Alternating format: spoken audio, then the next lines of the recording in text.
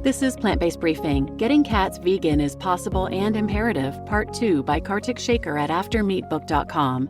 And I'm Marian Erickson, and this is the curated content plant-based podcast where I narrate a variety of articles on plant-based and vegan living with permission in about 10 minutes or less every weekday. And today's article was longer than that, so it's a two-parter. I read part 1 yesterday, so go back and listen to that first, and then jump back here for part 2. And now let's get to today's plant-based briefing. Getting Cats Vegan is Possible and Imperative, Part 2 by Karthik Sekar at aftermeatbook.com.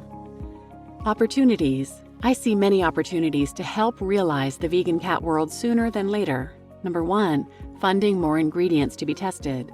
More ingredients available for pet food makers would make it easier for them to make better and more varied vegan cat food formulations. Third-party funding on key ingredients would help the entire industry and reduce the entry barrier on retail vegan cat products. Ingredients should be triaged on how many recipes they open up. For example, using the chef analogy, cooking oil would enable more gastronomy than, say, asparagus. Number 2, develop a more streamlined, expedited ingredient approval process. AAFCO approval process is noted to be slow, laborious, and costly. Ultimately, the FDA and state governments are the ultimate arbiter of pet food and defer authority to AAFCO. Using other organizations, perhaps in other countries, to test pet food would set a precedent for countries with more onerous regulations. 3. Funding more formulations for testing. Pet food is a low-margin business. Most pet food is the dregs of the animal agriculture industry, material that would be disposed of otherwise. Testing formulations is proportionately more costly compared to testing a new cancer-fighting drug for humans. Third-party funding would offset the costs that are difficult to recoup with sales. Number 4, funding long-term studies on the health of vegan cats. Currently, most studies on the long-term health of vegan cats are observational or survey-based, meaning that the authors did not design the experimental conditions and rely on post-hoc analyses or owner assessment. Ideally, we can do a randomized control trial, the gold standard, on cats with various vegan and non-vegan diets and measure vitals to assess their health outcomes. Funding is dearly needed to perform these studies and would convince the many who are uncertain about feeding their cats vegan. Note that we don't want just one long-term study. We should fund the study of many different vegan diets to find the best ones, and we should keep funding studies to find better formulations. Number 5, repudiating what obligate carnivore means. Kindly but stridently, we have to correct folks that obligate carnivore precludes the possibility of a vegan diet.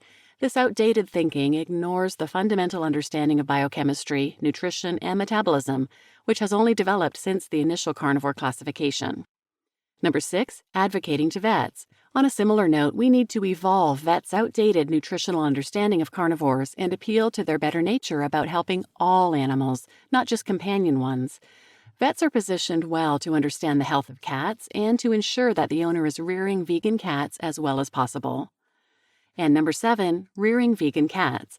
There is enough evidence that cats can be raised vegan healthily. Since raising vegan cats continues to be pilloried and dismissed, there is an opportunity to do good here by being a leader and an example for others.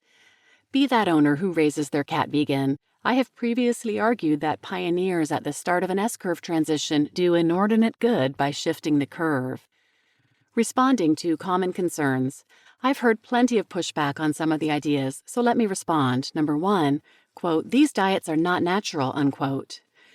The appeal to nature argument is wrong, outdated, and destructive. So much so that I wrote the entire first chapter of After Meat explaining why. You can read or listen to it for free, linked here. Furthermore, the meat-based cat food on the market differs from what cats quote-unquote naturally eat.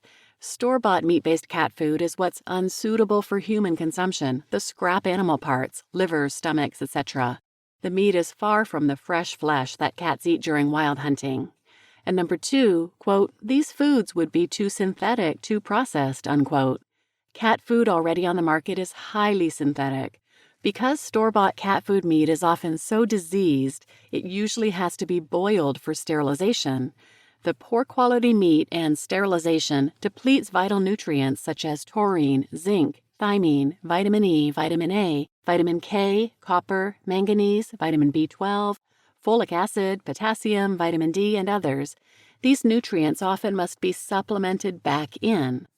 Secondly, linked here, I argued why the word processed is an imprecise, unhelpful adjective when discussing food.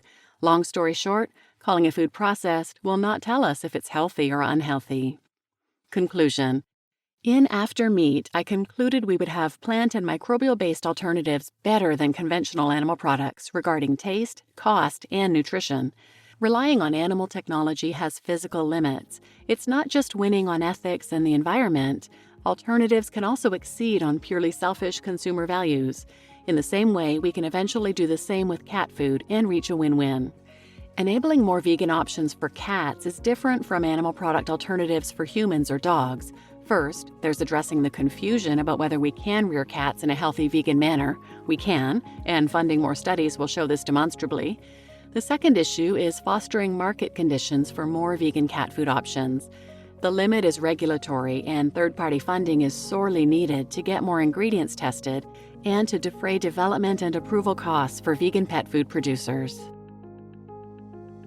You just listened to Getting Cats Vegan is Possible and Imperative, Part 2 by Karthik Sekar at aftermeatbook.com. And I'm your host, Marian Erickson.